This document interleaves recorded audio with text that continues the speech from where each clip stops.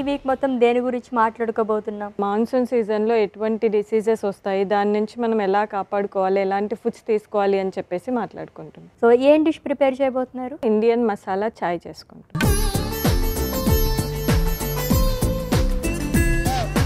So monsoon సీజన్లో అసలు ఎక్కువగా అటాక్ అయ్యే డిసీజెస్ ఏంటండి? సో మనకి ఏదైనా సరే డిసీజ్ ఈజీగా రావాలి అంటే ఎదర్ ఫుడ్ నుంచి అయినా వాటర్ నుంచి అయినా సరే ఎక్కువగా వస్తుంది.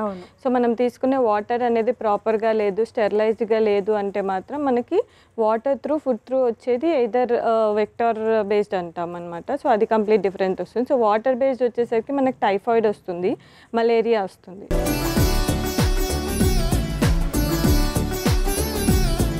డైట్ మెను సోమవారం నుండి బుధవారం వరకు రాత్రి 8 గంటలకు, తిరిగి మరుసటి రోజు మధ్యాహ్నం 1:45 చూస్తూ ఉండండి మీ ఈటీవీ అభిరుచి ఛానల్లో.